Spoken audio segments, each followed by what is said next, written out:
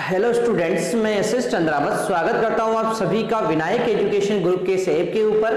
प्यारे विद्यार्थियों, आप लोगों के लिए फिर से लेकर हाजिर हो चुका हूं 12th क्लास एजी केमिस्ट्री। और इस 12th क्लास एजी केमिस्ट्री के अंदर अपन चर्चा कर रहे हैं लेसन सेकंड, मृदा जीवांश पदार्थ से संबंधित। प्यारे विद्यार्थियों, मृदा जीवांश पदार्थ के बारे में अपन चर्चा कर चुके हैं। इसका किस प्रकार से विच्छेदन होता है इसके बारे में अपन चर्चा कर चुके हैं। अब अपन चर्चा कर रहे हैं आपके मृदा जीवांश पदार्थ के विच्छेदन को प्रभावित करने वाले कारक। देखो, मृदा जीवांश पदार्थ के विच्छेदन को प्रभावित करने वाले कारकों के अंदर एक कारक अपन पढ़ चुके थे। अब उसके आगे आने वाले कारकों के बारे में अपन यहाँ पर चर्चा करेंगे, तो ध्यान से आप लोग उसको देखिए और साथ के साथ नोट्स भी आप लोगों को यहाँ पर बनाते रहना है। शुरू करते हैं आज का सेशन। देखिए, जीवांश पदार्थ के विच्छेदन को प्रभावित करने वाले कारकों के बारे में बात करें तो सबसे पहला अपन ने पढ़ चुके थे। उसके बाद दूसरा कारक अपना आता है मृदा नमी।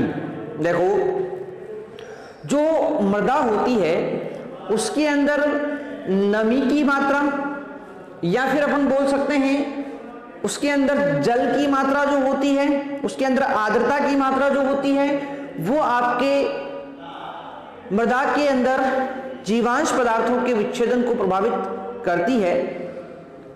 मृदा में अत्यधिक नमी हो या अत्यधिक शुष्क अवस्था हो तो दोनों ही कंडीशन में विच्छेदन कम होता है। यानी कि एक तो अत्यधिक नमी भी नहीं होना चाहिए और अत्यधिक शुष्कता भी नहीं होना चाहिए, दोनों ही कंडीशन नहीं होना चाहिए। ठीक है, दोनों ही कंडीशन में विच्छेदन की दर क्या होगी? कम होगी। अब बात करें क्यों होगी कम? क्योंकि दोनों ही अवस्थाओं में जीवाणुओं की क्रियाशीलता कम होती है। चाहे अत्यधिक नमी की अवस्था हो, चाहे वो शुष्कता की अवस्था हो जहां पर बिल्कुल भी नमी नहीं है। ठीक है, इन दोनों ही कंडीशन में आपकी जीवाणु जो होते हैं उनकी क्रियाशीलता कम होती है। और आप लोग जानते हैं कि विच्छेदन में महत्वपूर्ण भूमिका कौन निभाता है? आपका जीवाणु निभाता है। जीवाणुओं की क्रियाशीलता कम हो गई तो उस कंडीशन में अपन क्या बोल देंगे? अपन बोल देंगे कि आपके जो ये मृदा जीवांश पदार्थ हैं इनकी विच्छेदन की गति भी कम हो जाती है। विच्छेदन के लिए उपयुक्त नमी की मात्रा जो होती है वो जल धारण क्षमता की 60 से 80% होती है। यानी कि मृदा की जो जल धारण क्षमता है उस जल धारण क्षमता की 60 से 80% तक क्या होनी चाहिए? नमी होनी चाहिए। ये उपयुक्त नमी की मात्रा है। ठीक है, तो आपकी जो मृदा है उसमें पर्याप्त मात्रा में विच्छेदन हो, इसके लिए वहां पर उपयुक्त नमी की मात्रा 60 से 80% होती है। किसकी 60 से 80%? जल धारण क्षमता की 60 से 80% होती है। ठीक है, अधिक नमी वाली मृदाओं में ऑक्सीजन की मात्रा कम होने के कारण जीवाणुओं की क्रियाशीलता कम हो जाती है और इसी कारण विच्छेदन की गति धीमी होती है। यानी कि जिन जगहों पर नमी आर्द्रता ज्यादा है, जैसे बात करूं मैं दलदल वाली भूमि है। अब आपको पता है दलदल वाली भूमि में लगातार दलदल बना हुआ है, कीचड़ वहां पर भरा हुआ है, लगातार पानी उसके अंदर भरा हुआ है, तो उस कंडीशन में वहां पर है क्या? वहां पर जो आपका मृदा है उस मृदा के अंदर लगातार पानी भरे रहने के कारण ऑक्सीजन की मात्रा में कमी आ गई। और ऑक्सीजन की मात्रा में कमी आ गई तो आपको पता है जीवाणुओं को जिंदा रहने के लिए ऑक्सीजन की आवश्यकता होती है। जीवाणु जो होंगे वहां पर जिंदा नहीं रह पाएंगे, और जिंदा ही नहीं रहेंगे जीवाणु तो वो विच्छेदन कैसे करेंगे? ठीक है, तो एक सिंपल सी बात मैंने आपको बता दी यहाँ पर कि जीवांश पदार्थ के विच्छेदन को प्रभावित करने वाले कारक में दूसरा कारक मृदा की नमी है। यानी कि मृदा में अत्यधिक नमी एवं शुष्क अवस्था में विच्छेदन कम होता है, क्योंकि दोनों ही अवस्थाओं में जीवाणुओं की क्रियाशीलता कम होती है। विच्छेदन के लिए उपयुक्त नमी की मात्रा जल धारण क्षमता की 60 से 80% होती है। अधिक नमी वाले मृदाओं में ऑक्सीजन की मात्रा में कमी के कारण जीवाणुओं की क्रियाशीलता कम हो जाती है, जिससे विच्छेदन की गति धीमी हो जाती है। ठीक है, अब बात करें अपन वायु संचार के बारे में। तो देखिए, वायु संचार के बारे में बात करें तो मृदा सूक्ष्म जीवों की क्रियाशीलता मृदा में ऑक्सीजन की मात्रा पर निर्भर करती है।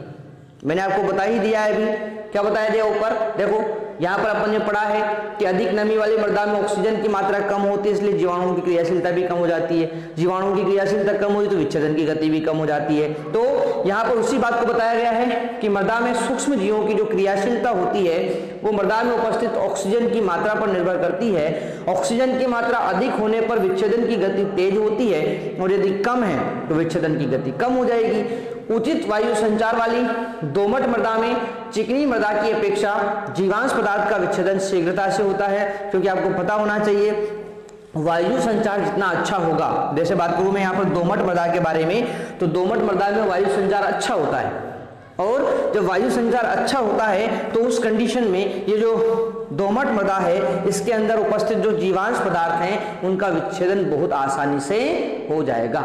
और जब विच्छेदन बहुत आसानी से हो जाएगा तो उस कंडीशन में अपन बोल सकते हैं कि यहाँ पर जीवांश पदार्थ के विच्छेदन से पौधों को पोषक तत्व अच्छे से प्राप्त हो जाएंगे, बहुत आसानी से उपलब्ध हो जाएंगे। चिकनी मृदा के अंदर इन जीवांश पदार्थों का विच्छेदन थोड़ा धीमी गति से होता है।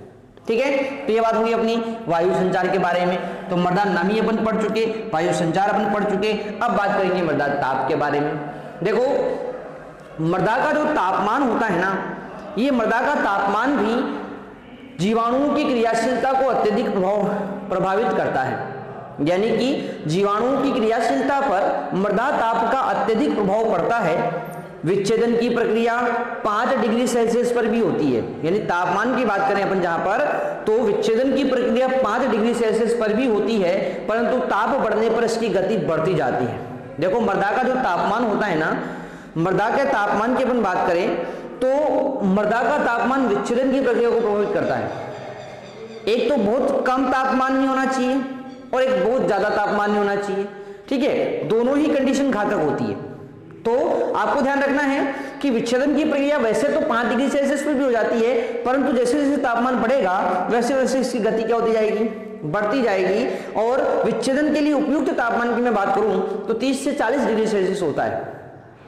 विच्छेदन के लिए उपयुक्त तापमान जो होता है, यानी कि मृदा के अंदर जीवांश पदार्थों का अधिक से अधिक मात्रा में विच्छेदन हो, तो उसके लिए जो अनुकूलतम तापमान होगा वो 30 से 40 डिग्री सेल्सियस होता है। ठीक है, और बात करें अपन 40 से ज्यादा तापमान या 40 से कम तापमान, तो दोनों ही कंडीशन में विच्छेदन की गति क्या हो जाएगी, तुलनात्मक रूप से कम हो जाएगी। अब इस मृदा का तापमान 40 डिग्री सेल्सियस से अधिक होने पर ताप सहने वाले बैक्टीरिया, फंजाई, एक्टिनोमाइसीटीज द्वारा विच्छेदन होता है। यानी कि जब 40 डिग्री सेल्सियस से ज्यादा तापमान हो जाता है तो फिर जो तापमान को सहन कर पाएगा वही सूक्ष्म जीव यहाँ पर विच्छेदन की प्रक्रिया में भाग लेता है। ठीक है, तो इस प्रकार से अपन ने मृदा जीवांश पदार्थ के विच्छेदन को प्रभावित करने वाले कारकों के अंदर 3 कारक यहाँ पर और पढ़ लिए हैं, मृदा नमी, वायु संचार और मृदा तापमान, जो अपन को यहाँ पर बिल्कुल समझ में आया होगा। ठीक है, अब और भी कारक इसके हैं जिनको अपन एक एक करके यहाँ पर अच्छे से पढ़ने का प्रयास करेंगे। तो ध्यान से आप लोग इन चीजों को देखते रहिए। यहाँ पर तो मृदा विच्छेदन को प्रभावित करने वाले मृदा के अंदर कार्बनिक पदार्थों के विच्छेदन को या जीवांश पदार्थों के विच्छेदन को प्रभावित करने वाले कारकों के अंदर अगला कारक अपन यहाँ पर लेते हैं और वो है आपका कार्बन नाइट्रोजन अनुपात। ठीक है, अगला नंबर कौन सा आएगा अपने पास, 5वां नंबर आएगा भाई। तो वो होता है कार्बन नाइट्रोजन। देखो नाइट्रोजन को आपके बुक के अंदर नाइट्रोजन दिया हुआ है, बात एक ही है ना, नाइट्रोजन अनुपात यानी कि कार्बन और नाइट्रोजन का अनुपात। ये जो होता है ये भी आपके मृदा जीवांश पदार्थों के विच्छेदन को प्रभावित करता है। देखो नाइट्रोजन की मात्रा अधिक होने या कार्बन नाइट्रोजन मात्रा संकुचित होने पर विच्छेदन की गति तीव्र होती है। यानी कि मृदा में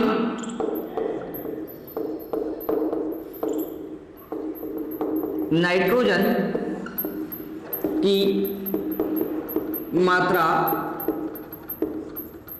अधिक होने, नाइट्रोजन की मात्रा, या फिर आप लोग बोल सकते हैं यहां पर एक और चीज, नाइट्रोजन की मात्रा या कार्बन नाइट्रोजन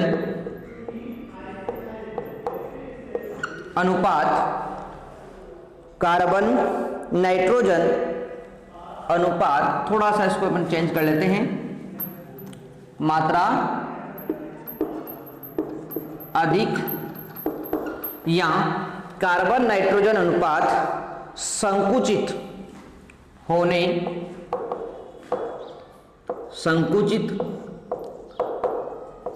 पर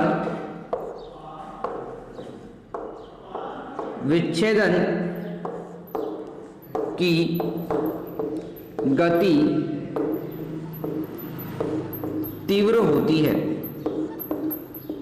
विच्छेदन की गति क्या होगी? तीव्र। यानी सिंपल सी बात यह है कि मृदा के अंदर नाइट्रोजन की मात्रा ज्यादा है ना, तो विच्छेदन की गति क्या होगी? तीव्र होगी। ये आपको बात ध्यान रखनी है, ठीक है। इसके विपरीत अपन बात करें तो देखो, इसके विपरीत कार्बन नाइट्रोजन, या फिर उसी के सापेक्ष बात करें, इसके विपरीत नाइट्रोजन की मात्रा कम या कार्बन नाइट्रोजन अनुपात विस्तृत होने पर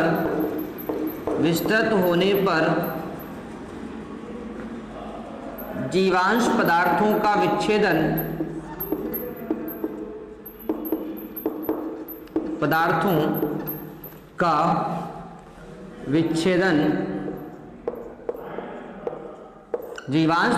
का विच्छेदन धीमी गति से होता है।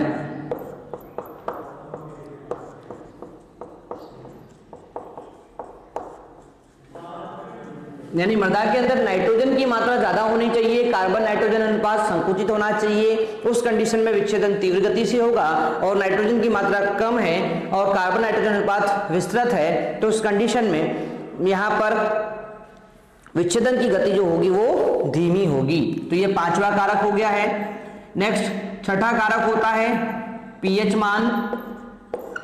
पीएच मान जो होता है मृदा का, वो भी विच्छेदन की प्रक्रिया को प्रभावित करता है। मृदा जीवांश पदार्थों का विच्छेदन आपको पता होना चाहिए सबसे ज्यादा होता है उदासीन पीएच पर। उदासीन पीएच पर मृदा जीवांश पदार्थों का विच्छेदन सबसे ज्यादा होता है, ठीक है ना। और यदि पीएच का मान अम्लीय होता है या क्षारीय होता है, तो उस कंडीशन में क्या हो जाएगा? आपके जीवांश पदार्थों का विच्छेदन कम हो जाता है। तो ध्यान रखें, मृदा में जीवांश पदार्थों का विच्छेदन, मृदा में जीवांश पदार्थों का विच्छेदन उदासीन पीएच, ब्रैकेट में लिख सकते हैं, पीएच बराबर 7 पर अधिक होता है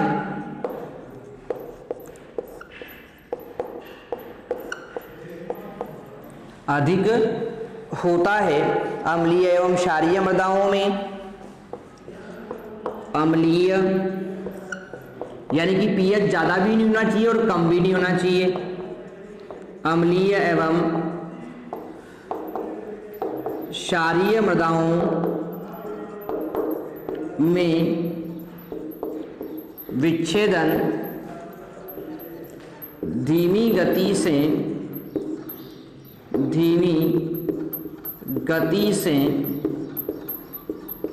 होता है, ठीक है। तो अम्लीय और क्षारीय मृदाओं में विच्छेदन धीमी गति से होता है। अम्लीय मृदा में चूना मिलाने पर, अम्लीय मृदा में चूना मिलाने पर विच्छेदन की गति बढ़ जाती है। विच्छेदन की गति बढ़ जाती है। ठीक है, तो ध्यान रखेंगे भाई कि मृदा में जीवांश पदार्थों का विच्छेदन उदासीन पीएच पर होता है। मुख्यतः तो उदासीन पीएच पर ही होगा, परंतु मृदा यदि अम्लीय होगी या मृदा क्षारीय होगी, दोनों ही कंडीशन में विच्छेदन की गति धीमी होगी। अब आपको मान लेते हैं अम्लीय मृदा के अंदर विच्छेदन की गति बढ़ानी है तो वहां चूना मिला देते हैं, क्योंकि आपको पता है अम्लीय मृदा के अंदर जैसे चूना मिलाओगे तो चूना क्षारीय होता है, तो ये उस अम्ल के प्रभाव को कम करके उसे उदासीन कर देगा और इस कंडीशन में विच्छेदन की गति क्या हो जाती है, बढ़ जाती है। ठीक है, और प्रभावित करने वाला लास्ट कारक अपना आता है पोषक तत्व। ठीक है, तो प्रभावित करने वाला लास्ट कारक है पोषक तत्व, और इसमें अपन बात करेंगे मृदा में उर्वरकों द्वारा पोषक तत्व मिलाने पर विच्छेदन की गति तीव्र हो जाती है। मृदा में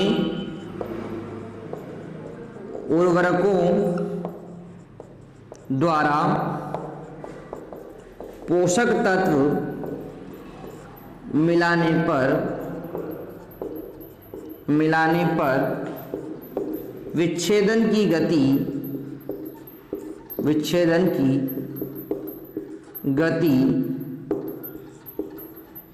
तीव्र हो जाती है। विच्छेदन की गति तीव्र हो जाती है।